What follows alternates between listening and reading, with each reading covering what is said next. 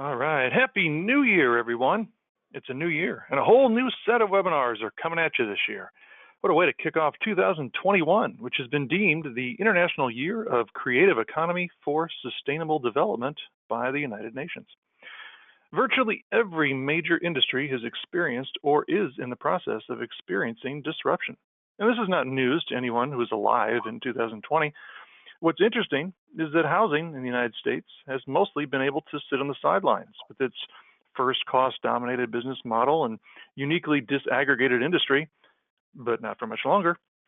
That's because there are 5 crises driving 4 disruptions that will transform an industry that is, as we all know, totally resistant to change. Now you might say, but wait a minute, I built a really good home. At the end of the day, high performance is not enough to survive, not nearly enough. So here to walk us through these 5 crises is Sam Rashkin. He's still the chief architect at DOE's Building Technologies Office. He's also the author of the book titled Retooling the U.S. Housing Industry, How It Got Here, Why It's Broken, and How to Fix It. Then that presents a comprehensive strategy for transforming the new homebuyer consumer experience. Now, apart from this work, Sam has earned a national reputation for his work leading housing programs that have partnered with thousands of home builders and resulted in over 1 million certified high-performance homes. And speaking of leading, Sam Rashkin and Green Builder Media are launching the Housing 2.0 program, a wide-ranging engagement and education program dedicated to optimizing the housing sector. Based largely on Sam's forthcoming book, Housing 2.0, A Builder Guide to Surviving Disruption, the program will empower building professionals with a special focus on production builders to design and construct higher performance, healthier, more sustainable homes at a fraction of the cost. To learn more about the program, please visit www.greenbuildermedia.com/housing-2.0. We have 2 sponsors for this webinar. The first is Mitsubishi Electric. Mitsubishi Electric promotes sustainable building through the electrification of residential and commercial heating and cooling products. Their mission is to advance technologies that reduce waste output, promote sustainable resource cycles, while increasing energy efficiency and eliminating dependence on fossil fuels. Our other sponsor is PowerShift by NV Energy. It's a program that you probably know well, but it helps residential and business customers conserve energy and save money on their power bills. PowerShift is a one-stop resource to find energy-efficient products and services. For more information, please visit nvenergy.com/PowerShift. Finally, I wanted to let you know you can submit questions for Sam. Simply use the questions box in the GoToWebinar control panel. I'll review those questions and ask them to him during the Q&A time set aside after the presentation. Sam, are you ready to rock and roll? We'll find out, Mike. Thank you for the introduction, and it's great to be here today.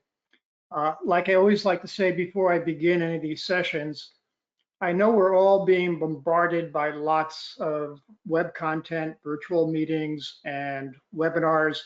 So I'm really appreciative that you're all here today, and I'm really excited. This is a new launch of a partnership with Green Builder Media to do something I think that is going to really impact the housing industry. The Housing 2.0 is I think a unique new program for the industry. And so before I launch into the specific content, I'd like to just give you a brief background of what we're doing, and also to personally thank the sponsors for just joining us. This is really going to take the industry to a whole new level. And I always like to explain where something comes from anytime I do anything. In the case of Housing 2.0, it's been quite a journey. Many of you know I spent about 17 years kind of starting up Energy Star certified homes and getting that to over 1 million homes. But along the way, one trip, it really hit me. I think I trained over hundreds and hundreds of builders on thermal bypass checklists, I believe, and I got on the plane and a lightning bolt hit me that after all the projects that I toured and saw during that training trip, it was amazing to me how much was left on the table in terms of optimized homes. And I just basically just set upright my plane seat when I get on the plane, and I just put down the fundamental underpinnings for retooling the U.S. housing industry. You know, what is a framework for really systematically taking the housing, the ultimate consumer product, to the next level?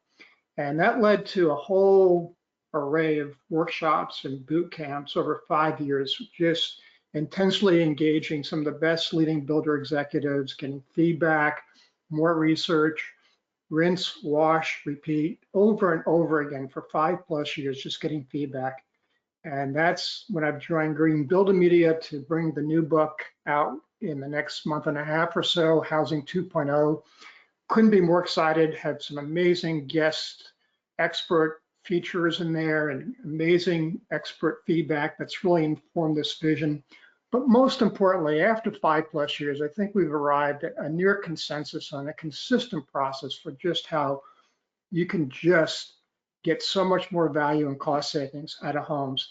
And that leads me to why we're doing this. You know, the first thing you have to realize is, if you look at all the data and the tremendous amount of research from Lawrence Berkeley National Lab, we spend 90% of our time indoors. And of that, nearly 70% is inside our homes. Home is where life happens. It's where everything we do that makes our life joyous, happy, connected, that's where it happens. Now, really, Housing 2.0 is about is where life happens better. It's where every facet of the user experience in these homes is, again, taken to the next level. And what it's about for builders, I think, is really fantastic. And I've stole this from the great Ray Anderson, Interface Carpets and Resilient Flooring. He had the great line, doing well by doing good. That's what happens, basically, if you deliver that much more joy to Americans in their homes. And that's what we're about here with this whole process.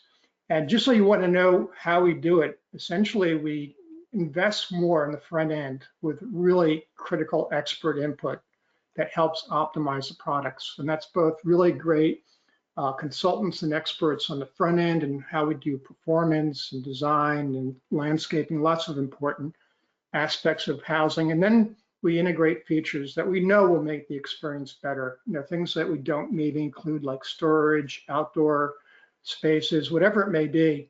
But then with all the optimization, the hard costs go down tremendously. And so we wind up with these hard cost savings, as well as all this added value. And that's what we're going to show you during the Housing 2.0 program, how you can extract about 30 to 70% per home hard cost savings and added value. And it's tabulated module by module. We'll show you where those savings come from. This is incredibly conservative, but this is where the industry has to go. And what I love is more and more compelling evidence, builders doing exactly this kind of consistent process for optimizing the product and getting huge outcomes. This is Walsh Construction in the Seattle market in their multifamily housing product, getting almost 40% savings. In the end, they reinvested about 8% back to get the passive house, and still just incredible performance at 30% lower cost. And this was in direct comparison to the first building that went up on the site before they transitioned to an optimized product. So we know this works. And so there's a reason to do this. And it happens to be about the topic of today's discussion. It's about disruption and why it happens and how it's almost unavoidable. One of the best examples is just 1903 Fifth Avenue Easter Day Parade. And you have this rare opportunity to look at a picture that was taken and then I'll show you the next picture 10 years ago, the exact same street. But the Where's Waldo question is, can you see among the sea of horse and buggies a car in this picture? And I'll help you out. I'll highlight it. There's this one car right there. Oh no, actually it's just slightly above that. But there's one car in a whole street in 1903, and you fast forward, same street, same Easter parade, 1913, and the Where's Waldo question becomes, where's the horse and buggy? And there she is right there. And so overnight, transformation, disruption. And if you're in the business of having horse stalls or cleaning up the streets or in whatever it may be, servicing the horse and buggy industry, you were in tough times in a very short window. And what's really interesting is what usually will drive this kind of disruption is pain. And there was a lot of pain in 1903. Actually, it had been going on for a decade in Europe and America. The big cities had this huge, huge environmental just crisis of all time. And it happened to be horse poop in the streets of the cities. Cities were getting bigger and bigger with the Industrial Revolution. And they weren't designed for the amount of horse poop that was just lying around. The visual experience, the sensory experience, the health experience, cities were just in crisis, in sheer pain. And that's what it took. And I think that along, of course, the assembly line production process, and the rest is history. I'm going to suggest there's a lot of pain in the housing industry. In fact, there's 5 key crises that are really converging historically at this one time on home builders in the country. And that's going to lead to 4 disruptions. It's simply connecting dots. We cannot persist with this much pain when there's this much solution right there for the taking. And those solutions have been underused, or in some cases they're new. And I'm going to take you through this over the next 45 minutes or so. And so let's start with the 5 housing crises, or 5 housing pain points, whatever term you prefer. And these are the 5 I'll walk you through. And one is the user experience imperative. And it's not that that's a crisis as much as the industry is just not ready for it. And that's why it's a crisis. And we'll talk about affordability, we'll talk about trades, we'll talk about productivity and innovation. And I don't think any of those should sound new to any of us who've been paying attention and watching the housing industry. And so let's go right in. I'll use a tab system along the top if you want to track how I move through these crises, but we're starting with the user experience imperative. And essentially, this is just something we all know, which is, no one buys a home today without going online first to get all sorts of information. I mean, these numbers are almost like 98% for the new major home buying population, the 29 to 39-year-old population. Even the Medicare card holders are almost 90% online before they'll buy homes. So people are getting information. So what are they learning? What kind of insights do they have that maybe they didn't used to have 5 or 10 years ago? And one is home buyers know good versus bad enclosures. I mean, it's going to be even more evident over time as diagnostics like infrared cameras just become ubiquitous. And so the home on the left is a beautiful SIP home, and compare that to the home on the right with just all the defects just glaring. And the reason an infrared camera is so powerful is because it just highlights, almost like X-ray vision, a major problem, and in a way that you can't ignore it. In Bristol, England, they did a study of thousands of homes. They did energy assessments with and without the infrared camera, and 5x more homes implemented the energy recommendation with the infrared camera than without it. That's how compelling it is. So we're going to know good versus bad enclosures, and we're going to know good versus bad walls. A wall on the left with excessive thermal bridging and horrible insulation compared to a wall on the right, it's going to become blatantly clear, and homeowners are going to think more about these kinds of things. You may notice the windows are pretty bad in both, so we're going to know good versus bad windows as well. This happens to be a brownstone in England, and I'll ask all of you to guess which one had the beautiful R7 window retrofit. This is Zola Windows actually did this retrofit. I stole this picture from them, but I love it so much because if it was not for the fact that the historic entry door had to be left in place, you almost wouldn't even know that the heat was on in that middle unit with the brand new windows. But do you have to even make wild assumptions about the dramatically better user experience in that house or the brownstone with the new windows versus the ones without? And then we'll know good versus bad health. I mean, there is an amazing array of feedback that you've got to brace yourself for. It's already starting now. There are apps where you can just walk in your home and get all sorts of quick assessments of the indoor air quality in your house, the CO2, the VOCs, particulates, humidity, and you'll know good, moderate, poor. And if builders don't deliver homes that are ready to help people breathe better, that's going to be a huge factor for home buyers. And in the same way, I think people are going to know tremendous more about comfort. Automated fault detection and diagnostics is just around the corner. It's already on the market. Emerson has a system out called Sensi Predict, but all you need is 6 sensors and then just a regular service that you sign up for, and you know if the system was installed for good comfort or not. You know if the airflow is right, you know if the refrigerant charge is right. You just basically have feedback we didn't used to have. And that's why in the past, from research, we know 70 to 90% of HVAC systems are not installed to the manufacturer's specifications. So we'll know good versus bad comfort at an incredibly higher level. And we'll know smart versus dumb homes. The just incredible, getting beeped, we will know just an amazing more as the industry gets better and better at communicating the great experiences in homes that have more convenience, more protection, more efficient operation. And that is already here, and there's all sorts of systems. So it's going to be a huge, huge decision point for consumers. And then we'll know zero versus obsolete homes. And I say that in such strong language because zero is the future. You already have a 2021 International Energy Conservation Code that is effectively a zero-ready enclosure code. You have codes in California, Washington, Oregon, New Jersey. A lot of states are moving. It's the future.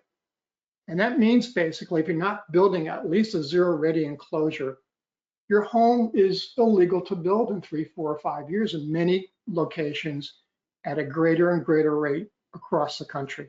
Zero is the future. And it's also a better experience. Imagine utility bills that are just so small, it's just a service charge. And then we'll know good versus bad resilience. More and more we're seeing images like this. It just contrasts where homes are built to actually withstand the prevailing risk in a given location.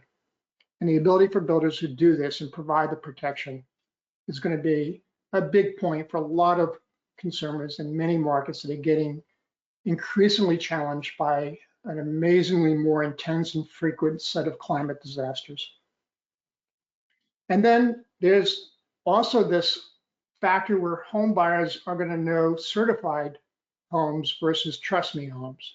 It's, you know, it's great when builders just keep saying, trust me, trust me, trust me. But when you say it, you're certified, it's a whole different level of trust. We know in the used car market, we'll pay up to $1,500, $1,800 more for a certified pre-owned luxury car and about $850 more for a mid-size car, just because it's certified pre-owned. And so it's a huge factor for consumers to know these products. The ultimate, most expensive consumer product they can buy is actually certified. And this is the granddaddy of them all. Consumers are going to know good versus bad reviews. I think when I began this whole process 10, 12 years ago, I kept saying it's coming, it's coming. It's here. 5-star reviews, especially for the large national builders, are here. To avoid getting into all sorts of trouble, I've kind of redacted all the names and logos of the builders featured, because I ask you, if you're buying a product that costs $300,000 or $400,000, how does this not impact your choice?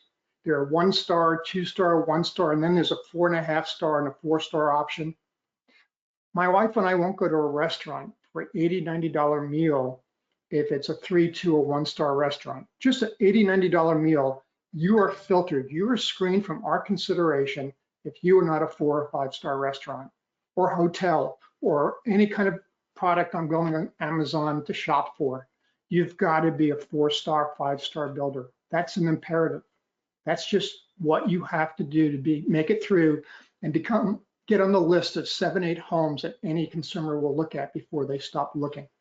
So it's a new imperative.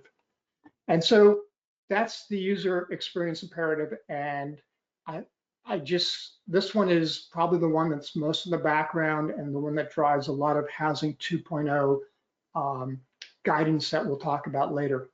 So moving on to affordability, as you look at the tabs across the top, the story with affordability begins about the story of where we live in our country.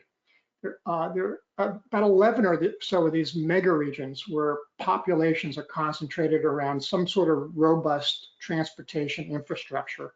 And they're hard to see, so what I've done is I've gone ahead and kind of highlighted them, but that's where Americans live. And it's like over 70% of the country we don't even live in. We like 70% of the population is right here. That's where Americans are, and it's less than 20% of the land area.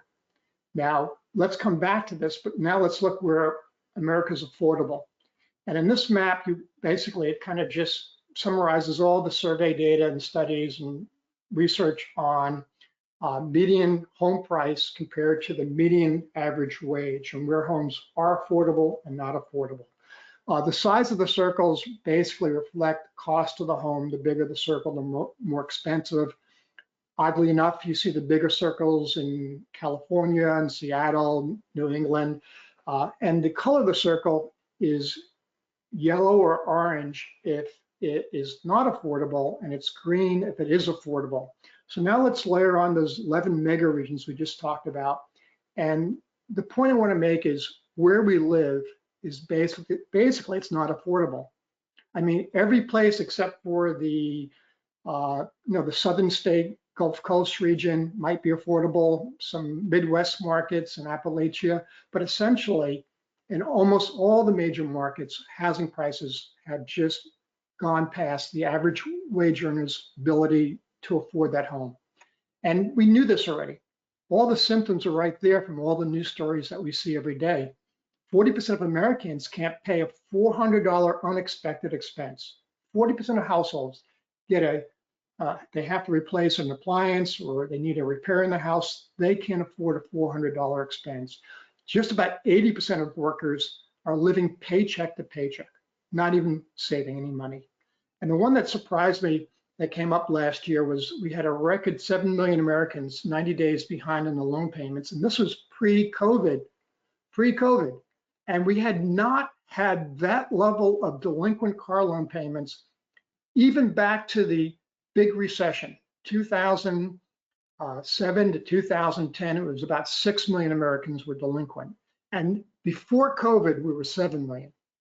We are house poor as a nation. We can't afford to live in our homes. We have a huge crisis.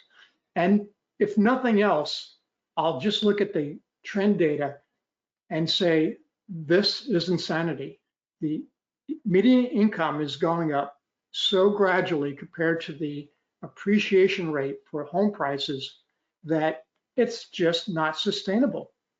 How long do you think you can keep going before you finally hit a point, if we have not already, where your customer cannot afford the product? That kind of gap is really amazing. And the one it's most hitting, the population demographic that's getting slammed is the young buyers, the Gen X, millennials, Gen Z. They are bearing the brunt of everything. First of all, they got like $1.6 trillion of student loan debt. They're graduating school with a small mortgage. Then they have a lifestyle where they don't save. They much prefer to spend on experiences versus savings. On top of that, all the fear about how much more volatile the job market is. A new young professional coming into the market today has to be prepared to almost change skill sets every 4 years to be relevant. And then, of course, we know all about outsourcing and all the other pressures on jobs, lots of other data that we present in the workshops, but essentially job volatility is really a scary proposition for a young demographic. And then they've been living with all this wage stagnation for the last 10, 15 years, while home prices have been inflated. So when it's their time to buy a home, their wage salary doesn't reflect anywhere near what it needs to be in a position to buy homes. Like I said, this demographic is completely slammed when it comes to home buying. And it's the usual fixes only can handle a limited amount of people. And I'm talking about mom and dad throwing in a lot of money to make the down payment. So there they are. They're almost 40% of the home buying population that are out there, and they're in an incredibly difficult situation.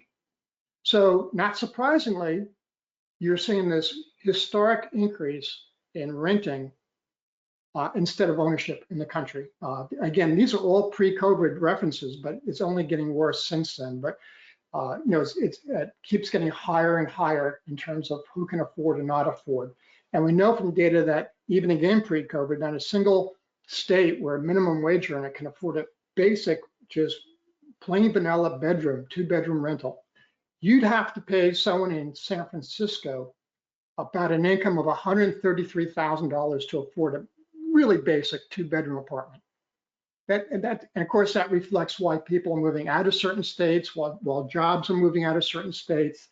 If they're not affordable, the economy is going to be hit. There's all sorts of dynamics in terms of what happens because of affordability.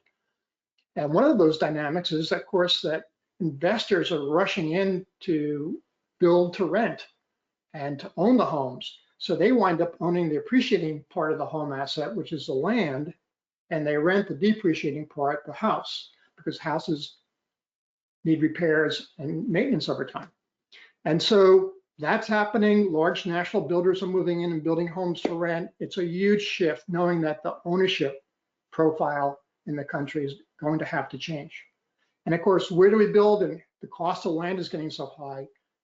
More and more across the country, a lot of local governments and state governments are just trying to accommodate with accessory dwelling unit new provisions that allow them, and they're increasing all over the country. So the whole affordability crisis is changing lots of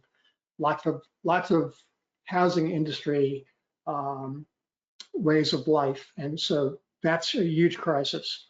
And now moving along the tab to trades, this is the one I think I need the least explanation for everyone. We know the availability is getting worse and worse, that the quality is also getting hurt as less skilled people come in, less training is being offered, or less training for high performance homes. The cost of the trades is going up as there's more demand and less supply. The productivity is dropping, more and more waste with less quality workmanship. It's just so difficult for the industry. And when you look at the data, it backs it up. This is the latest data I can find from NAHB surveying their members for what are the big issues that they're trying to manage. And by far, the biggest issue is the cost availability of labor. In 2019, it was 85%. In 2020, it was 87%. When I first started tracking, it was mid 70s. So now we're up to over almost 90% of the NHB builders are just in dire straits trying to find good trade labor. So that's a huge challenge. And it's not much different for the whole construction industry. It's almost 80% report a hard time filling salaried and hourly craft positions. And if all the construction industry is suffering, it means the residential sector is going to be also losing people to the commercial sector where they're short. So that's one issue related to the next issue, productivity.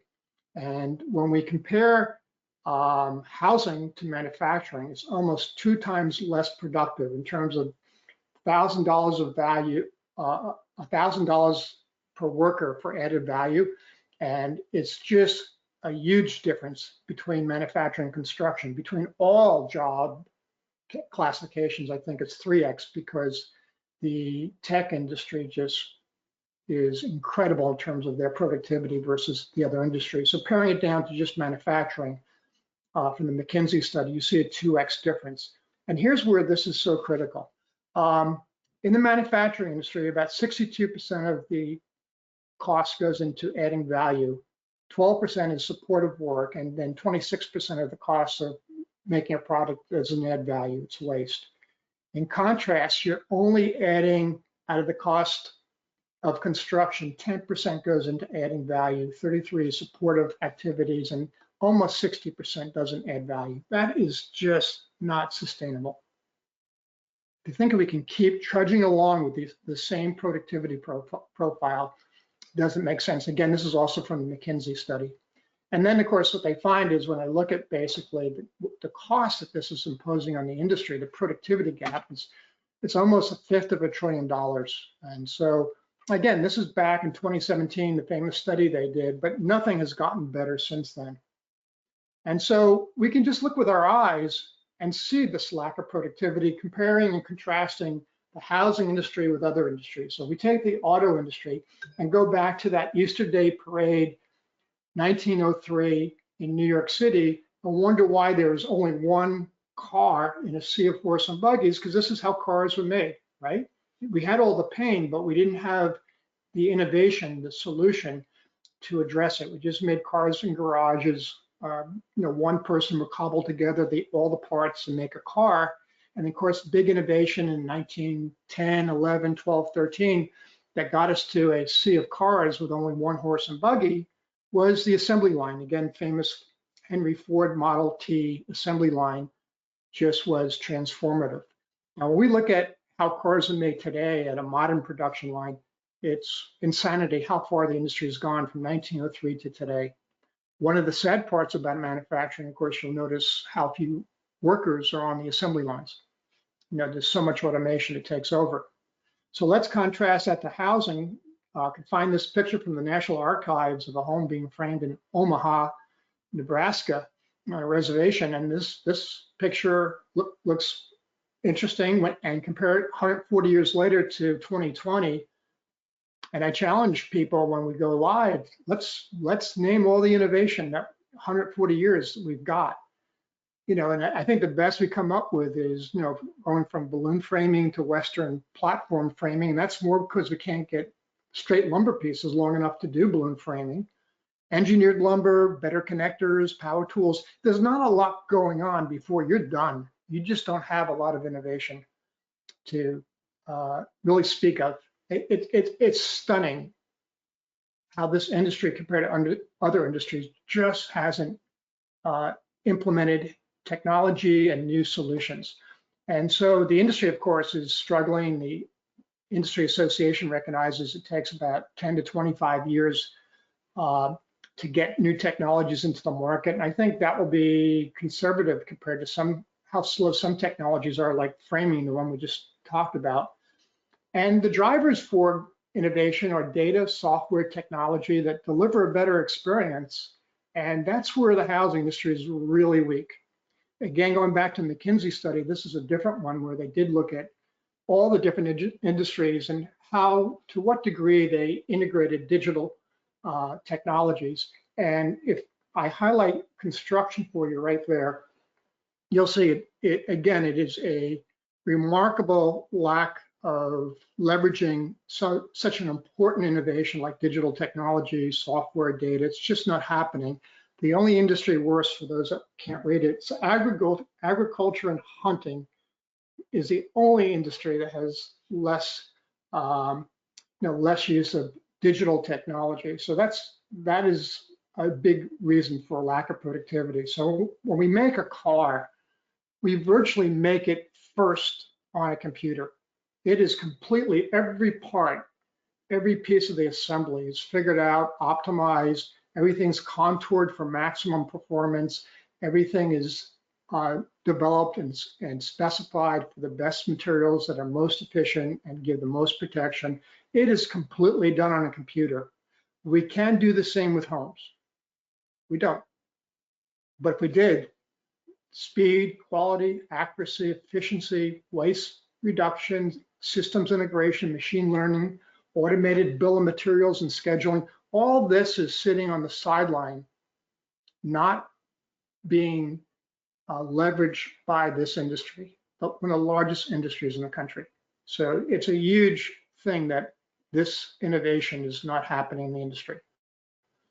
So that's the background about the 5 crises converging. We can all agree, disagree maybe on severity, but I think they're all critical. And for me, looking to the future is just a matter of connecting dots. If this is the pain we're having, and it's all converging right now, what are the disruptions that will happen? And there are basically 4. If user experience is an imperative, we better optimize it. If productivity and optimized products are not happening, we need mass customization. and we need to have a digital provider, a software as a service aggregator, because we have such a fragmented industry. And we got to start being more productive. We have to manage the trade issue. We need offsite construction. So I'll walk you through these, and you'll get a sense basically of how, for me, it was just a logical extension of these are crises. This is what's going to happen to the industry. So let's look at these one at a time. So user experience is long time been a compelling business model. Steve Jobs is probably overquoted in this, but it just basically speaks to the whole point that I'm trying to make here. If you keep your eye on profit, just the first cost of the product, you're going to skimp on the product. But if you focus on making great products, and I define that as great consumer or user experiences, then the profits will follow. It's a great business model. You can take all the products that Apple as a company makes and fit them on a good sized conference table. And they've had more money in the bank than the entire US Treasury, which may not be saying a lot right now, but even before the crisis. So here's probably the most significant thing you need to know, which is that when thousands and thousands of companies were tracked and classified, whether they were user experience leaders or laggards, or just the basic S&P 500, you can see that basically over 100% cumulative total return greater level with the user experience or customer experience leaders than the laggards. If you're a laggard, the profit that you give up to the user experience leaders is amazing. And even the S&P 500, which is touted as usually impressive group of corporate America, that is basically 50% lower cumulative total return than user experience leaders. And so we can assume that housing is different and we don't need to be a customer experience leader or take a cue from the rest of the economy and realize that housing has to also be a customer experience leader. And maybe most significant in an industry like housing that is going to never get away from inevitable up and down cycles, the fact that the customer experience leaders are the most resilient companies, that their returns were 3 times greater after the downturn, 2007 to 2010, their recovery and their performance was 3 times greater. So not only is it better profit and returns on a regular time frame basis, it's greater in terms of how resilient and effective they are recovering from down cycles, which we know are going to happen on a periodic basis in the housing industry. And again, this is just lots of basic data that's been collected. So if nothing else, I think we all understand the power of star ratings. We talked about this earlier. And if consumers are informed, if more and more websites are offering 5-star ratings, my last list is about 6 different sources of 5-star ratings, we got to get that figured out. And so in that bolt of lightning, when I sat up right in my plane seat waiting to take off after that Energy Star trip, this was the framework that I put together for the housing industry. There are 5 key user experiences.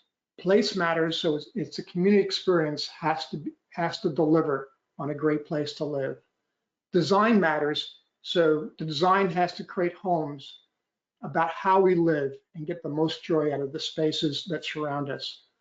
Performance matters because protection matters. Bills, weather, durability, health, resilience, all that protection matters. Quality matters because nothing shakes you up like buying the biggest purchase of a lifetime and have defects that show up that just shake you to the core. Excellence matters. And on the sales side, having someone that helps you make the biggest purchase of a lifetime and doesn't drop you at transaction, but actually gives you service and support once you own a product that most people aren't prepared to manage, is a much better experience. So these are the experiences. And so for me, on that plane, I quickly scribbled down this profile for the homes that I had seen, thousands and thousands of homes on the trip. And I'm a harsh scorer, I admit it, but there I am. This is the industry, so sub-optimized. And this is what I thought I was doing. If I was doing like zero ready home today, this is all I would be doing. I'd bump out the performance. And if you just get one leg of this stool, 5-legged stool, not working, you got a very wobbly business. All you need is one of them, have a lot of defects, horrible sales experience, a horrible community, really bad design, really bad performance. Any one of those take you down. So the idea is to get everyone to this kind of profile, to keep getting better and better to a UX, user experience optimized product, the ultimate consumer product. That's what we're trying to do. And so this is the framework that we teach during the workshop. Community is the first experience. It has 3 strategies: open spaces, quality features, and enduring value. And there are 3 best practices in brackets for each of those that we teach to. Design has 5 strategies for how we optimize design: fit to site, natural comfort, right sizing, simple integrated systems, each with a different number of best practices for how we get there: 5, 5, 2, 3, 3. Performance has 5 key strategies for optimizing user experience: building science, efficient smart home, indoor air quality, water efficient resilience, and again, a number of best practices for how we get there. Quality has 3 strategies: quality assurance, lean production, proven innovations, and again, a whole set number of best practices. And sales has 3 key strategies: right message, right process, customer service, and we have the number of best practices for how we do those strategies. This is what we teach to in the Housing 2.0 program. We give you a system, a process that you can repeat over and over again. And it's like a recipe. Some of you may not want to use one of the ingredients. You may want to add another ingredient. It's not critical you do the exact framework you see here. It's critical that you have a process that you're always optimizing. This isn't good enough. You cannot just be a high performance builder. If that's all you're doing, like most high performance builders, you'll be doing 3 segments of the 5 best practices. Most people do building science, they do efficient, are more and more doing indoor air quality, but this is not enough. You have to deliver total user experience. And so I love building science, I love zero energy homes, but I know in the bigger context, this is what our job is in the building industry, to optimize all 5 key experiences. And the strategies we do it, we reduce hard costs with less materials, we get more out of space, we have all this integration that saves huge amount of cost, we're using simplicity for big cost savings, we're having limited choices for big cost savings that give us still very diversified outcomes, we're optimizing satisfaction, so we have less marketing costs, we have cycle time reduced that also reduce the cost, and more productivity reduces cost. And then we're adding value. We're getting more out of each lot. We're getting more out of how we use the site. We're getting more out of nature. We're getting more out of how the house functions, more performance, quality, protection, experts, all that are adding value that makes the home have worth more in the marketplace.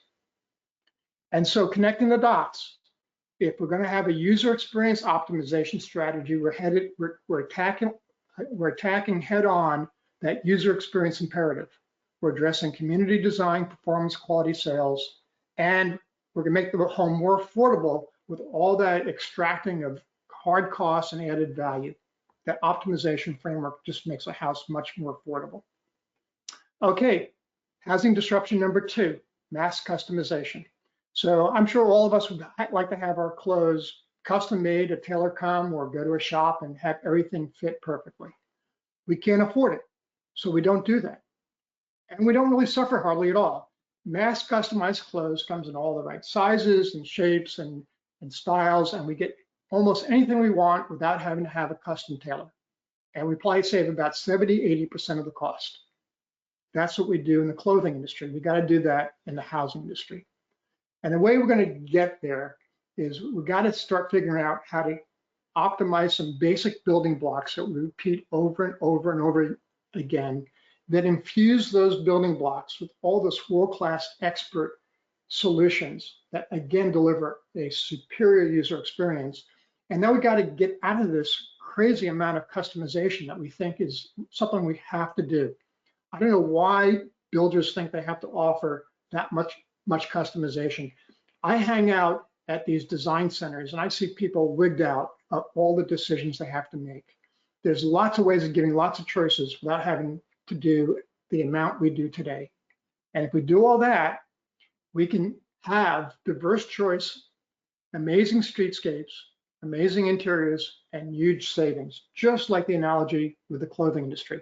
So one example is one of my favorite digitized companies, but it comes from a development part of his business called Streetscape, is John McLinden. So this is a project, very narrow lots. And so he developed a product for any type of project he would do with these narrow lots. So he also would use it on some other projects he did. But essentially, he developed these basic building blocks that he would use over and over again. I can tell you so much about this floor plan and about other things. We'll do this in the workshops. But what I want you to see right now is building blocks A, B, C, F are just used on the first floor, second floor using A, B, C, but they're the same building blocks. And there's amazing things about the design we won't go into right now. They're optimized in every way: design, technology, health, zero energy, quality. All this is infused, but you have these blocks. And then when you have these blocks and they're optimized for how you live, they're optimized for furniture, they're optimized for high performance, they're optimized for space. What happens is now we can simply have 2 or 3 options on some key elements of the architecture, and we get this incredible diversity. So you have 2 or 3 stories. If you have 3 stories, you just add 2 or 3 more building blocks on top of the ones below. You have 2 or 3 truss configurations, 2 different types of pop-out windows in front, 2 or 3 front porch options, 2 or 3 siding trim packages, and 2 or 3 color packages. And then you get all this kind of, again, rich architecture and streetscape. This is the actual project, Libertyville School Streets, the name of the project. And it is just remarkable how this does not look like a typical tract production builder project. It almost looks like a historic street, only by doing the building blocks and mass customization on every home. But you leverage this kind of outcome. And so the opportunity with mass customization is you have the exterior building blocks, integrating design, building science, health technology, and the interior building blocks. You build the same kitchens over and over again, the same bathrooms over and over again, the same laundry mudrooms. You kind of get the idea. And it's like that clothes, instead of being custom tailored, are assembled to have just perfect fit and all the aesthetic and appearance that you want. And so, so mass customization, again, head on, connecting the dots, addresses the informed buyer with this great world-class expertise to all these experiences. On the affordability side, by using these standard building blocks, we're going to extract tremendous cost savings in the homes we build. Okay, next, disruption number 3, software as a service. This will be an aggregator because each builder, all 50,000+ of them, cannot do this, him or herself, for each company. And essentially the idea is to go and integrate the way the car did, full digitized solutions that you build first virtually. And then when you build in the field, you're just assembling and you got great quality. Everything will fit, the exact amount of pieces and parts and hardware you need. It's all optimized. Again, all those benefits, speed, quality, so forth that we discussed earlier. And so the key concepts are, you can see the way all these build on each other, you get that world-class expert mass customized design. Okay, now it's BIM worthy. You have a design that's so optimized that very significant cost it takes to digitize a set of plans is worth it. You're going to use it over and over again, or you can use the bones of it and then tack on, again, different finishes or whatever it may be. But you then go and digitize those optimized plans. They're BIM worthy. And then you offer the software as a service, solutions, designs, construction documents, bill of materials scheduling. And the key part is it's all hardwired so data comes back in, almost like self-learning, to continuously improve and feed back into the system. So this is kind of what it looks like when you have a fully digitized product. You know every stick of framing, every hardware, every piece of ductwork, and all the plumbing and electric, everything is completely built in the computer. Imagine how much less uncertainty, less cost, less waste there is in the field. And you automatically produce bill of materials that are dead on spot accurate. You can produce scheduling direct from the digitized plans because everything's hardwired and programmed into those. And in the end, that virtual home that you built on the computer then becomes just like the home that gets built in the field, with less waste, less time, more precision, and again, with all that hardwired expertise and user experience baked in. This is what it kind of looks like when you put it all together. Here's all this pain. We know our users want more experience. We know the trades are a nightmare. They need more help with how they build. We know affordability is a crisis and productivity is lagging and innovation we can't afford to digitize. So we come in with mass customized designs, expert infused, so all these user experience elements, community design, health, technology, zero quality, they're all baked in. Now we integrate it into a BIM option because it's BIM worthy. We have a brand promise around all those user experiences. Then we have all these services, the design, the construction documents, bill of materials, scheduling, constructions, and we solve all that pain. Better products, better experiences, better reduced trades, or trades can work much better with these optimized drawings and schedules and reduce costs, less cycle time, reduce risk, and the experience is better for the customer, the buyer. All this data is automatically coming back in and feeding the rest of the process. And this is the aggregator's role, not to replace the builder, but to take the pain away from the builder. Because all 50,000 builders cannot have the skills, resources, and competency to do what it takes to be a digital aggregator for the industry. And that's why the industry will like it. You know, where taxi drivers were really offended by Uber taking away their jobs, in contrast, all the software as a service aggregator does is take away the pain and let the builders do what they do best. Get the land ready, get the customers, service the customers, manage the transaction, manage the process. That's what builders do best.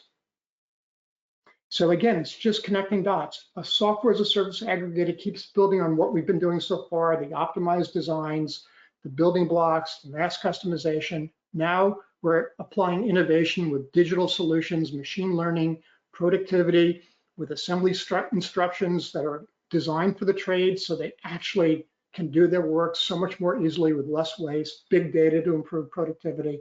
All those dots are easy to assemble. Last piece is offsite construction, and we don't have to look very far. Just even websites that are just for the housing industry that show pictures like this software from Hyphen will have a picture showing why we have a productivity crisis. You know, this picture of a home under construction, far too much lumber lying around, far too much waste, and yet this is a picture used for the website. Can you imagine for the car industry, this is the way we made products. You know, someone came to your driveway and got all these parts together and it's going to get all these trades to come in and put them in to make a car. And imagine, you know, this is how we look after so many jobs that we don't even know if it's a supply bin or a waste bin. There's so much wood in here. This is actually a waste bin for those that don't know. Scott Saddam shows this picture from one of his jobs. But in the car industry, if they gave you a whole bucket of parts that they know what to do with that were left over, you'd be in shock. You wouldn't accept it in any other industry. So the business case for offsite is just get rid of waste, get better quality, reduce cycle time, really reduce your trade obligations, reduce your rework, and at scale will lower cost. And the reason for the cycle time savings is because in typical site-built homes, you have engineering, permit, you develop the site, then you build, and then you restore the site. In contrast, you start building the home the same time that the site development's going on, and then you install for a short period. So this tremendous time savings. And the US, of course, is lagging other parts of the globe in terms of embracing offsite. We're, I think, closer to 3 or 3.5% offsite when you count more panelized plants. But in contrast, you look at Great Britain's 13 to 18, and I think this is Scandinavia is about 15 to 20, but Sweden by themselves is 85% offsite construction. Japan's about 17 to 20. So way, way behind the rest of the globe. And the options for offsite are kits, panels. Panels can be framed, SIPs, insulated concrete panels, precast concrete, modular hybrids of panels and cores, 3D printing, lots of different paths. I'm not going to go into my preferences right now, but essentially just walk you through them. A kit, basically, your drawings go to a plant and all the wood's cut precisely to the dimensions needed for construction. Every piece is numbered and labeled, so it can't be used in the wrong location. You know exactly where to install it. It's assembled on site in the order that you need it. It really improves productivity, much more efficient than regular just field construction. And then you can make panels. One of the most successful conventional frame panel plants is Rainey Construction in Florida. He's having so much trouble with concrete subcontractors. He decided to own that, so he didn't have to wait for the concrete guys to come in, install his panels. He does concrete block as well. But essentially, he's just really optimized for making frame panels, and he can do it very fast and a lot of success. Frame Walls Plus and Tekra in California, they make the walls, the floors. They're bringing in a system from Ireland, where the main company origins came from, and you can see their product goes up, and it's the time and the quality, all those things are much better. One of my favorite offsite options is structural insulated panels. This is just like assembling a piece of parts. It's fast, it's like optimized performance. It minimizes almost all the risk with building science control layers, and it's just a great system. This is Extreme Panel, make amazing panels, and this is what their product can look like coming out of the factory. Hercule makes an insulated concrete panel. One person can carry them, they stack up. This is a replacement for insulated concrete form blocks. It's much more efficient, faster, less concrete, less time, so it's a new innovation, and you can see what these homes look like. And then I always, for the life of me, can't figure out why more builders don't use precast concrete foundations. You have 5,000 versus 2,500 PSI concrete, again, more moisture proof. It goes in faster. It has already set up for putting up the drywall right against it, fully insulated with a complete thermal break. It allows water to flow underneath directly to the drain without a footing. It's stronger, more dimensionally accurate. You're just always amazed that these innovations just don't get used. Modular is a big favorite. A lot of industry observers, again, you make the whole module in the plant, you ship and stack them on site. This is one of the most successful modular companies, volumetric building companies, and this is their product gets set up. Now, this is a different company setting up their product in the field. And then, of course, you have Katerra's, a little bit of a hybrid option. They make their cores, the kitchens and bathrooms are pretty well set. And then they even make the plumbing wall in the factory. So the walls go up and then a lot of these cores get inserted in their homes. They're struggling of late, but they focus on multifamily housing. And then right around the corner, we got 3D printing. This one's moving at lightning speed. I don't even know where to forecast how this is going to work out, but some amazing opportunities with 3D printing. So that's a quick tour through offsite. Again, we can discuss more of these during workshops, but it kind of completes the picture. At scale, we'll get the cost down, but the important part of it is we're getting automated systems into the construction of the product. We are, on the productivity side, doing amazing things with less waste, less time, better quality building. That's because we're in a controlled environment setting. We need a fraction of the workforce in the field because we're using factory crews instead of normal trades. So it just kind of completes the picture. You look at all the dots I've shown you, virtually all 5 crises are addressed by these 4 key disruptions. And that's why I believe they have to happen. They are huge pain relief, and the industry at some point has to get costs down. It has to go digital. It has to be more productive.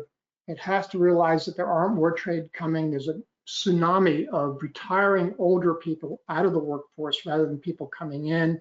And again, that informed buyer, just what an opportunity just to blow them away by taking housing to the next level.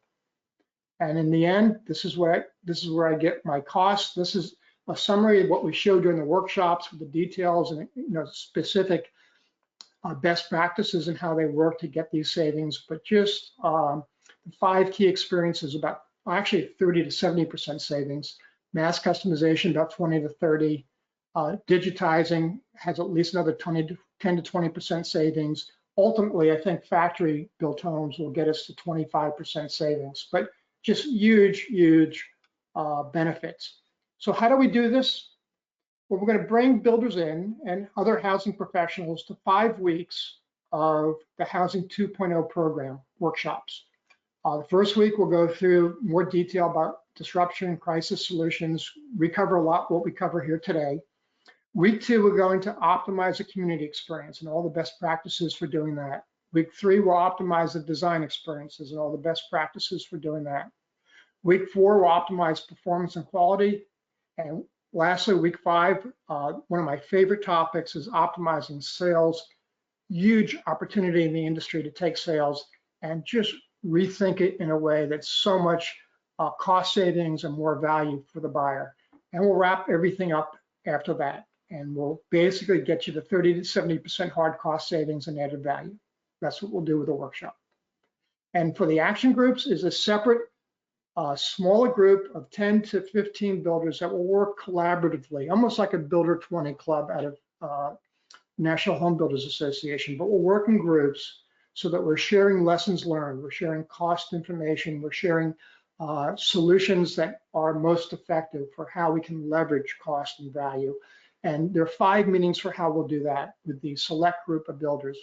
The first meeting is we've got to customize a framework for each company. I mentioned each builder will need a slightly different recipe. They'll have their own preferences, their own tolerance for certain kinds of change. Those are important. So we're going to take the framework and we're going to work that first meeting to optimize it so the builder has, for him or herself, a template for how they're going to extract all the cost savings and value.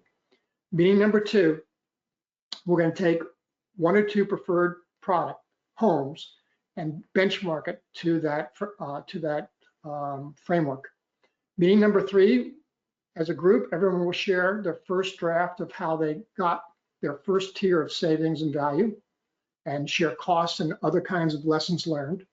Then we'll go back to the drawing board and work with their integrated teams back in the office, their architects, designers, the trades, the purchasing managers, and they'll develop the next tier of solutions, second draft, review those with the collaborative group, and 5 will have each group present their final optimized designs and calibrate how much savings they got. And our job, we fail if we don't help you get to that 30, 70% cost savings and value. That's our job. So that's going to be real exciting. Actually, just instead of just teaching the framework, doing the framework. And that will be the action group. Doing the framework, we'll teach you the framework in the workshops. And they're amazing people I have the privilege to meet and know and just think everyone needs to hear from. So we're bringing some experts to talk about digitizing homes, demystifying zero. I may take that on because I've been spending the last 10 years doing that. I have great health experts to talk to you about what's coming down the pipe and controls and sensors and the best way we can equip our homes for health. I have some great experts I want to bring in to talk about offsite and the real nuances of all the choices. I think biophilic design is really a powerful concept that there's a larger and larger group of both buyers and builders that interested in it, need to know more about it, because it's really the penultimate in well-being homes. We want to feature some of the builders from the action group. Let them share their story, will be an important part of our series. I have a favorite friend who can tell you how to save thousands of dollars on the plumbing system by just getting rid of waste while delivering less hot water down the drain. And we'll also talk about how to choose the best of the advanced wall systems, and again, really deep dive into what are the pluses and minuses of all the choices, and try to get some actual builder experiences to share with you. You know, there's just so much nuance about all the choices we have to make. So there's going to be an ongoing continuous learning that we're real excited to add to the Housing 2.0 program. And that's what Green Builder Media is best at. So there you go. We powered you through. I know I'm like drinking through a fire hose, but I want to get you into those workshops. I want to get you into the action groups. I want us just to be the best builders. And I love builders, and I love watching them be successful. So please join us. All right, thank you, Sam. Appreciate it much. And you know, he just went through a lot of the details of Housing 2.0. I think you know, for complete program details, make sure you check out the website, which it was posted in the chat box, but I'm going to have Mary post that link one more time for all of you who are still with us. It's greenbuildermedia.com/housing-2.0. Because part of what Sam didn't hit on, and he hit on a lot of the program, but there's also the component of you know, the signing up for this and being a part of this. You're going to get access to cognition smart data from Green Builder Media, which is a very robust trend gathering, data gathering monster that they've built, and I say monster in a very friendly way. It really is full of insight. And for those of you who have attended other webinars of ours, you've seen some of that data already. Each participant's going to get a copy of Sam's forthcoming book. It's, you know, there's a lot of benefits to all of this. And so the website, the microsite's going to have all of those details. Obviously, Sam, you know, his contact information is up on the screen. You can reach out to him if you have questions. I'm actually the program manager of Housing 2.0, so I'm not just voicing these webinars. I'm also going to be a part of the Housing 2.0 program as well. So you can also reach out to me at Green Builder Coalition, and we can, you know, go through some of the details. But we are looking to get people signed up for the program. There's going to be, like Sam said, workshops, action groups. If you sign up for that level, there'll be some of these webinars like we just had today. That will still be free to the public, but there will be some that will be targeted to the participants of the program. So we're really looking forward to this. And I want to make sure we get to everybody's questions today too, Sam, but anything else you want to hit on before we get to the questions? Oh, no, you did a great job, Mike. Thanks for filling in some of the details. No problem. All right, I'm going to get to those questions, and please send those in via the questions box. We're going to go all the way back to the beginning. We had a question from Amelie. When you were talking about productivity crises early in the presentation, she was wondering, how do you define value? Well, the way the industry defines value is dollar of value per, I think, hour of work put into a product. I think that's the metric is something like that. It's a value per unit of labor. And so the value sometimes is the price point of the home is often used. So what makes it difficult is that when all the things like health benefits and peace of mind benefits and just joy of living in a home that's because it just lives better, those won't show up. Mostly it's going to be the dollar value of the home based on a unit of labor. And so that's how all industries are compared. There's a price point for the product and there's the amount of labor it takes to produce it. All right. Wanted to get to David's question. He says, to what extent, do you see adhesives replacing mechanical fastening systems in residential construction? I see a lot of it, but I also see a lot of innovation in the space of just no adhesives. There's some products being developed with 3D printing and other products where things just interconnect with no adhesives. One of my favorite developments is in plug and play duct systems. You just snap them together, no mastic, no tape, nothing. It just goes together airtight just by when you snap it together. So I think you're going to see a lot of development in the space where there's less and less need for even adhesives, but it's all moving fast, and so there'll be lots of changes. Okay. So Vicky had kind of a two-part question. And I think this is important as we talk about this program and its applicability to our industry. Her first question was, how can residential building designers contribute to the solutions and influence builders to do better? And the second part of her question, which dovetails right into it, is, that she has actually signed up for the sessions for Housing 2.0, but she's just wondering, I'm a designer, how much good is this going to do me? It seems like there's only one session focusing on design. So can you kind of talk to our architect and designer friends and explain to them how this program applies to them? Yeah, Vicky's question is a great one, Mike. I think basically, Vicky, as we go through all 5 user experiences, well, maybe 4, except for sales, I think the design person's involved in all of them.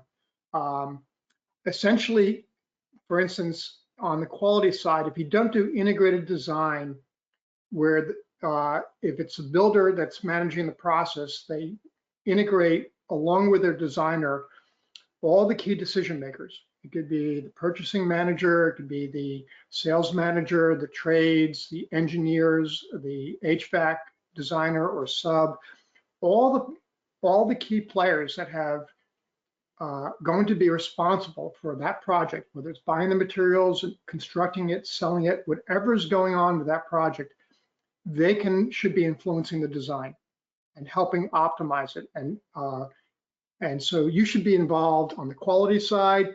On the performance side, you need to be extremely involved in integrating building science, resilience, health, water efficiency. All those things are inextricably linked to what you do as a designer. And then as a business person, I think everything you can do to be a user experience expert and be able to start tracking the results of your projects where you do user experience optimization and use that as your calling card for all the new work that you want to get down the road. It's a huge benefit all the way down the line. And you also have to know how homes are sold and the best strategies for selling homes. You should, as a designer, you need to be part of the entire process. And so I would submit that the entire framework is directly applicable to you as a designer. Okay. Wanted to make sure we kept moving along through our questions. Don't want to miss anybody out. Our friend Sean actually had a question. He wanted to know if you can elaborate on the metrics for the consumer experience leaders versus laggards, especially as it pertains to financial performance. Yes, that was a study on return to investors. So basically, the research team, to get the source of it, it's all highly credible, very, very, very competent groups that do the research. But they collect basically right from the financial reports of these companies what the return to the investor is on an annual basis, and then they accumulated over, I think it was a 20-year period or 19 or 18-year period, and that's the basis, the metric for what percent return was provided to investors. Okay. And that's how it's done. Okay. Sorry about the interference there. I'm not sure where that came from, but we do have a question from Tim. He wanted to know if you see hempcrete becoming common at all. Yeah, I've been watching that with interest. I don't know enough to really have a sense of whether it goes or not. But what really impresses me is that without question, we're going to be better at concrete. I don't know that it goes away, but take something like that superior wall precast foundation. That's 70% less concrete than a conventional poured concrete wall. 70% less concrete, and it's stronger, it's more waterproof, it goes in faster, it has more comfort and thermal protection. It is in every way better. And on an embodied carbon metric side of the equation, you've got rid of 70% of the carbon just by using that instead of a poured concrete wall. And what you're going to see is 3D printing is going to take this to the next level. 3D printing will print concrete with all sorts of super efficient resource constraints. It will also embed other functionality into the concrete, maybe the air, the space for running airflows, so you won't need duct systems, a space for running wiring and other plumbing needs. So when you 3D various types of concrete, you'll get other benefits. So at the very least, I think existing concrete would be much more efficient.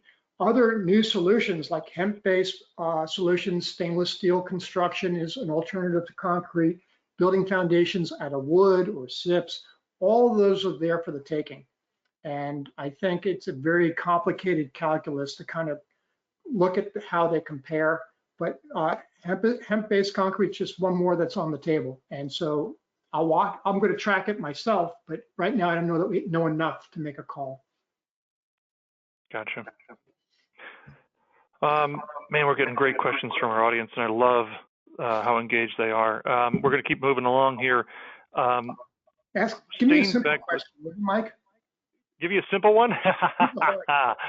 Well, we've got really intelligent people, so some of these get pretty nuanced, and I've been trying to interact with them through the questions box, but some of them I know I got to defer to your expertise.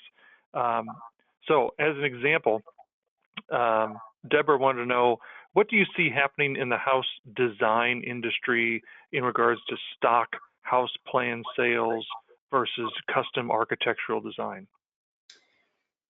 You know, I'll give you my vision, but there's so many flavors of this and how it can play out. But essentially, I think we're going to develop really great, like I said, building blocks. So we'll have ways of doing mass customized homes that are conducive to offsite for a 30-foot lot, a 40-foot lot, a 50-foot lot. And then you can pick that you want a craftsman appearance, or you want Mediterranean, or you want a Cape Cod, or whatever, or Western. You can almost pick any style and attach it to those basic building blocks, and just choose from a digital platform your basic floor plan, your architecture, your appearances.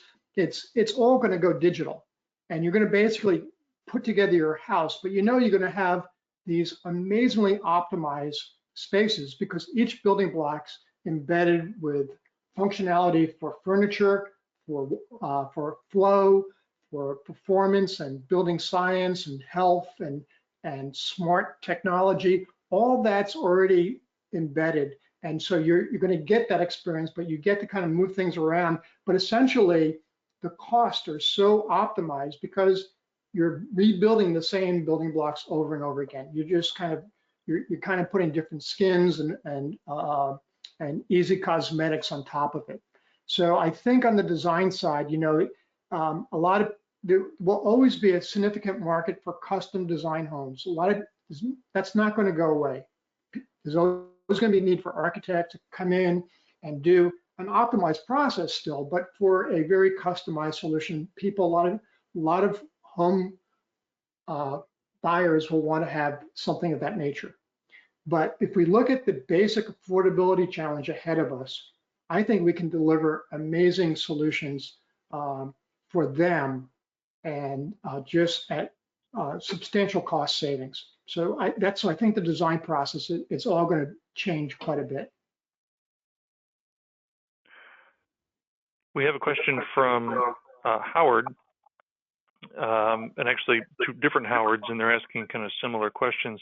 How does Housing 2.0 program address, or does it, I should say, does it address mass-produced housing only, or can it be an advantage for individually produced homes? For both. You know, again, my sense of things again is a lot of people will not go mass produced. Right now, if we're at 3%, my forecast is we'll get, in the next decade, we'll get it up to 25, 30%. That still leaves 70% of the housing that's not made in the factory over the next 5 to 10 years.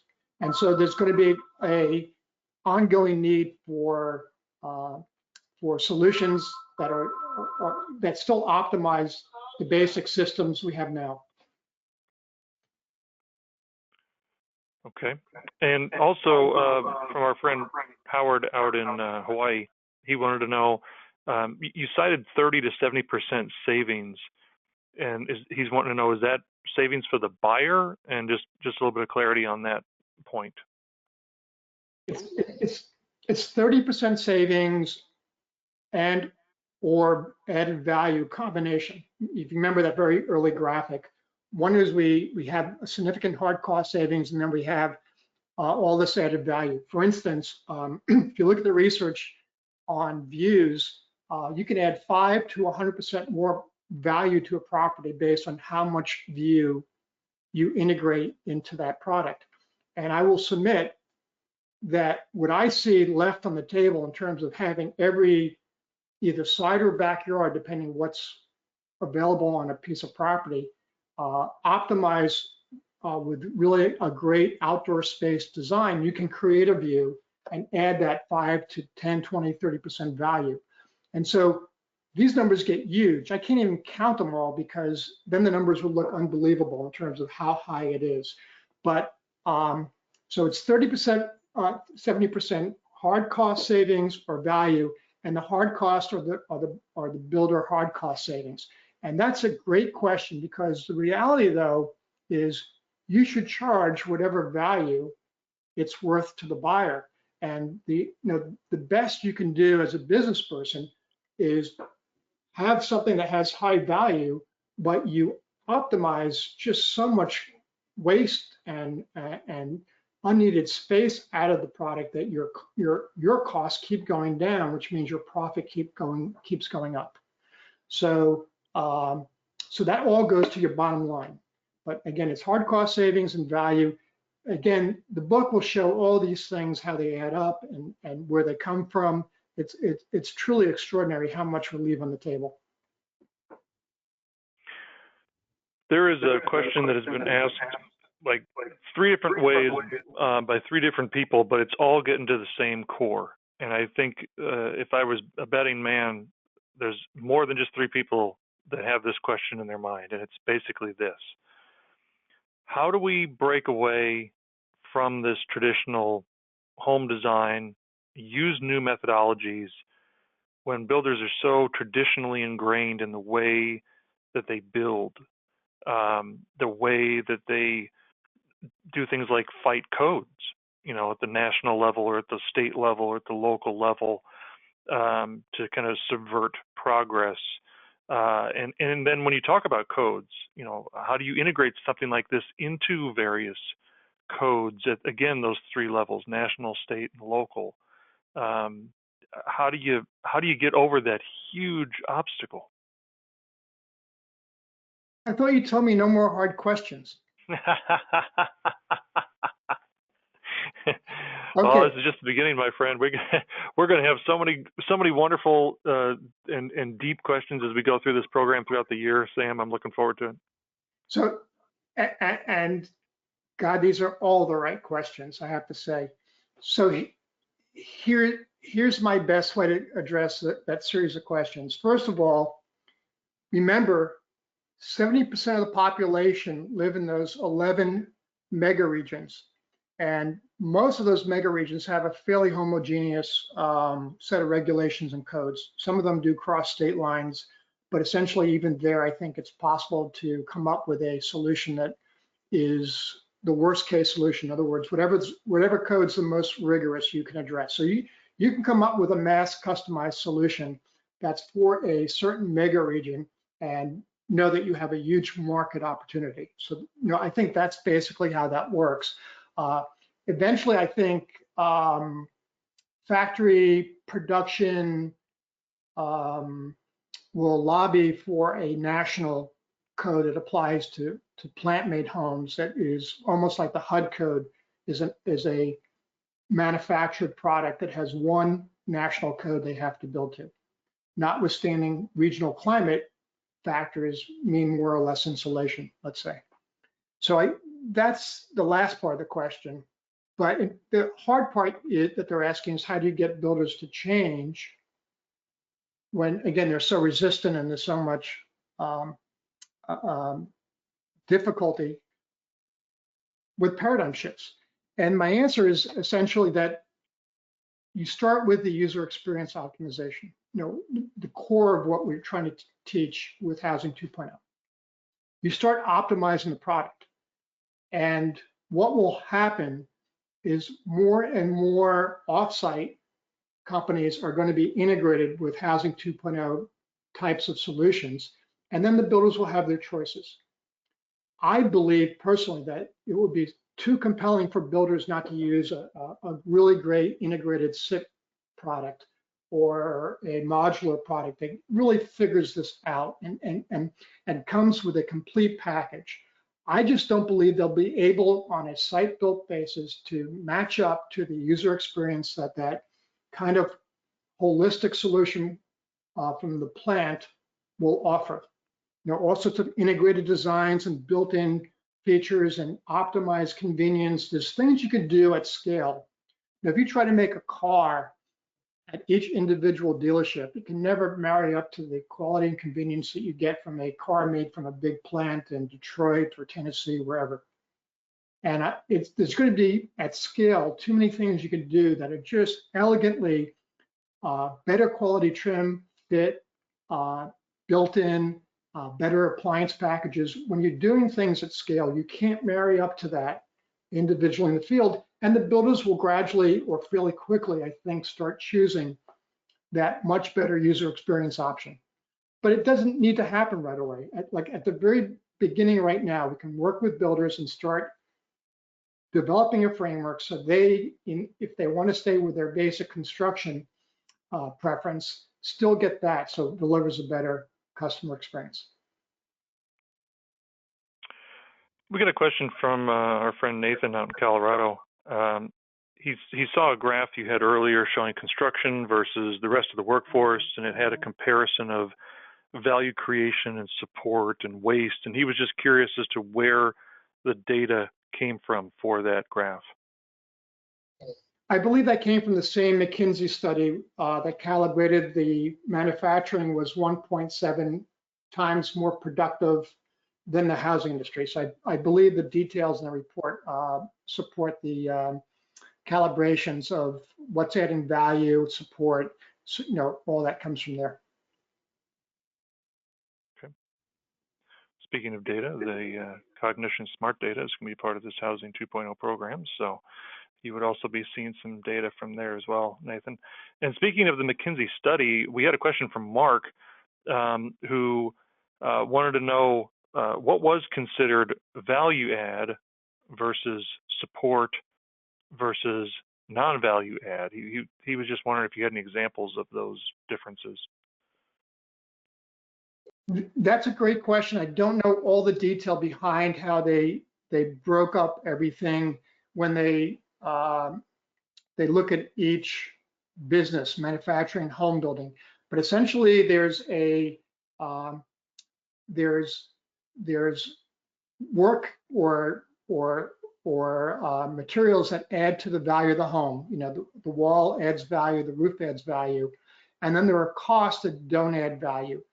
There are transportation trips, there are inventorying products, they are going back and correcting defects. There's a lot of things that just don't contribute and are wasted. And then there's amount of service you have to provide to sell that product. And there's all these calibrations are done, but I haven't gone into the inner workings of all the data. I just know McKinsey is such a rigorous research organization. I really highly respect it. I kind of believe, even if they're off by 10, 20%, it's a huge issue that much opportunity for getting more value per dollar put into a home. All right, want to make sure to put out the call for more questions. If you've got any left, we're kind of starting to hit the end of our questions here. We did have one from Bart. He says one of the biggest impediments in the ability to introduce innovation is the appraisal process. And I've heard this criticism before, Sam. You probably have too. He wants to know: is there any advice on how to handle that part of this whole thing? You know, stuff isn't valued where it should be, or it's undervalued, or maybe the appraisers don't know what the right value is at all, so they just don't. And you know, the whole issue of comps out there in the marketplace. So can you kind of talk a little bit about appraisals and how that factors into this? So usually where appraisals become an issue are on value components that are not visible, which is why we struggle so much with appraisals with high performance homes. You know, the appraiser can't see the future utility bill savings. The appraiser can't see the healthier living attributes of the home. The appraiser can't see the greater resilience. The appraiser can't see the greater water protection in the home. We can go on and on and on. And the appraiser just can't see the improved comfort, quality, installation that goes on. So the appraiser is kind of stuck. And that's so where the appraisal issue has been most challenging has been high performance homes, where you have a higher first cost to generate a lower ownership cost. In other words, if my mortgage goes up $30 a month, but my utility bills go down $50 a month compared to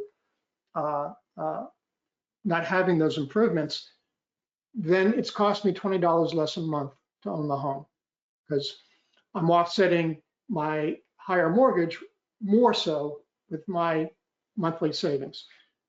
The appraiser just doesn't see it. So in the high performance space, what they have is they have the green appraisal addendum, where what you have to do is you have to insist on an appraiser who's a green appraiser. There's a list of appraisers who've taken the green appraisal course, and they theoretically are equipped to see what's adding value and understand it when assigning a appraisal number to the home. So the first thing you got to do is insist on a green appraiser, one who's taken the course, usually by, I believe, the Appraisal Institute. And so that's the first step. The second step is you have to be your own advocate and make sure they use the green appraisal form, which is where they get to add all those components that are high performance components that are increasing the value. And then the underwriters will accept that as additional value to the home. So that's a traditional process for where you have a high performance home. What I will submit with a housing 2.0 home is we're reducing hard costs. So the appraisals won't be an issue. You're delivering a better user experience. The price will be what it needs to be to reflect the consumer willingness to pay for that far superior home that they'll get to live in, one that is where they get to live their life better. So that the market will determine, the comps will build off those price points that they sell at, and things will go from there. And the price points may be at first the same with more profit, and then higher because they can get higher prices, and the builders will figure out how to sell it. But in the high performance space, the green appraisal addendum is your tool that you have to leverage, and it begins by insisting on a green appraiser. There may not be a green appraiser in your market, and then you may have to do some of your own education with the existing appraiser. It's not perfect, just to be perfectly clear. And I can back that up. I have a personal horror story myself. And you know, Robert chimed in that you know, the financial institutions are going to need to support this new model as well. That is obviously, yes, tied into the appraisal topic there, Robert. We had a couple of other questions in regards to the Housing 2.0 program itself, Sam. People who have been attending today and are looking at this, and they're really getting a lot out of what you have shared with us today. But then they're looking in the mirror and they're going, okay, I'm a real estate agent, or I'm a deep energy net zero retrofitter. Is this something for me? Is this program for me? What do you say to those people? That's a great question. You know, I'm biased. I just love housing. And I love just learning about the absolute essence of what drives value. I just really care about that. And so I just love this stuff so much. So it depends on where your personal interest lies. So maybe you're a retrofitter, or maybe you're involved in the real estate side of the industry. But these are powerful questions that we answer, that we actually create understanding about. What is a really great community? What is it? And there'll be a very specific list, checklist almost, like this is what makes a great community. What is great design? What constitutes great design? And you'll learn about what is really good design. And it can be applied to an existing as much as a new home. And you'll learn about what is really great performance. What does it take to have a home that will really protect every facet of my life in this home? And how's it done? And you'll learn about that. And maybe you care about what makes a quality home. What we cover in quality is all the history of innovation and where innovation is going. And maybe you're really interested in where innovation is really going to make, where it's come from and where it's going. And you're going to learn about that. And on the sales side, you're going to learn a lot about just some basic, amazing tools for how to be more effective communicating value. You know, there's incredible proven behavior change strategies that we just leverage.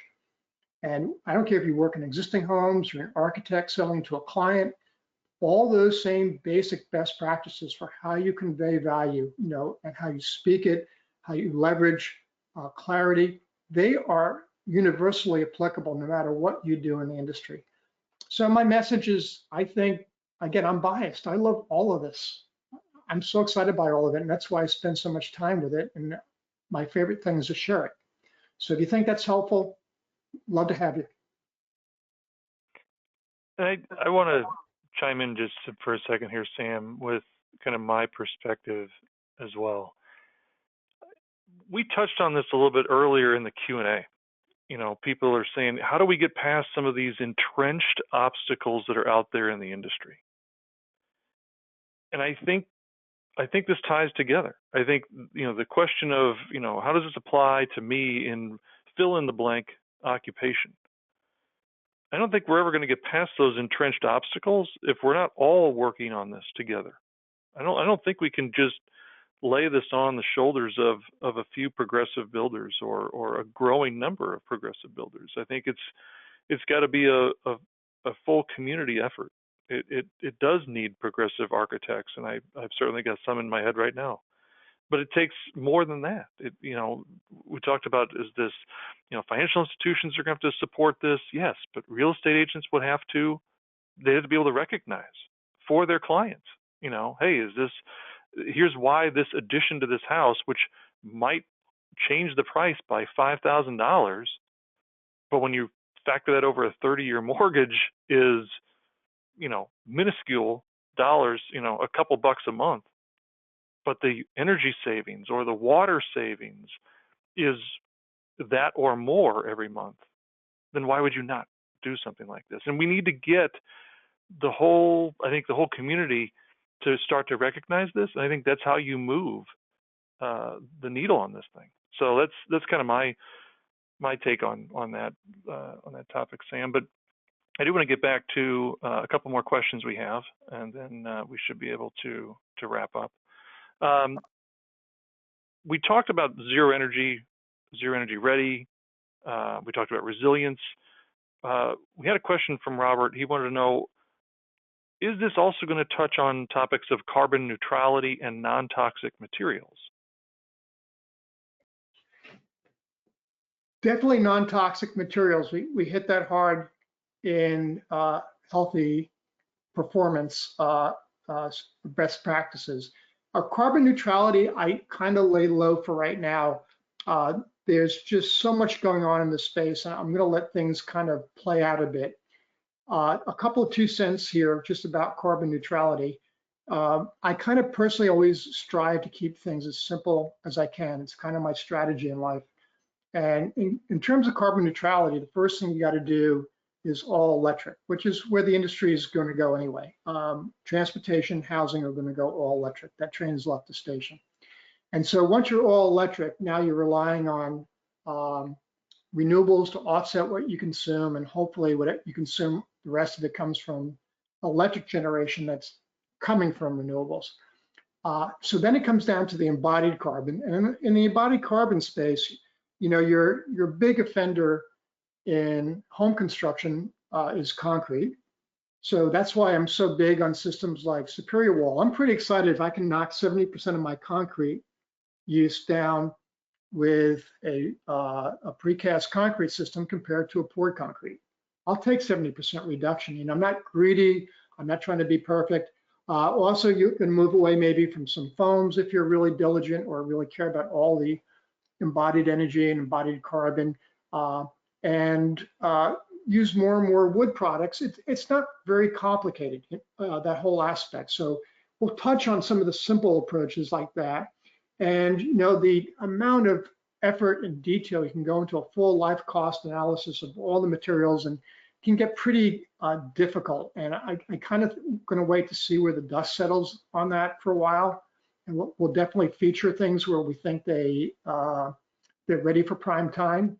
But for right now, I think some of the basics are a great 80% solution. Minimize concrete, think about your foams. I'm not against, honestly, I think foams in key places is really helpful. Also minimize maybe some of the steel. You know, they're just some basics that you need to follow. I want to get to our final question of the day here, Sam. And before I do, wanted to make sure to bring up a point that was sent in by Eric, where he talks about, you know, we have to recognize the housing industry has what he calls inadequate community planning.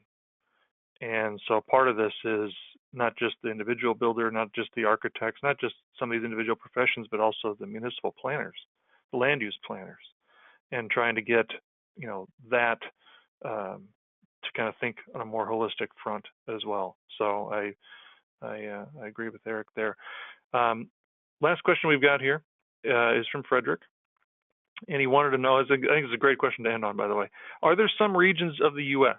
that you see today, out of those 11 mega regions that you talked about, that is really kind of spearheading the disruption movement, where new buyers could actually experience firsthand what we're talking about here? Sure. First, a shout out to Eric, because I couldn't agree more about the planners getting involved, and it's why community is one of the key 5 user experiences we speak to. So we couldn't agree more. I think we cover it pretty well in the program in terms of just how to get the most out of a community and just what really creates a place that you want to live. But in terms of this question about, God, remind me, this last question is about, Mike? It was about where could somebody experience this kind of disruption movement firsthand? Is there anywhere in the 11 mega regions? Yeah, so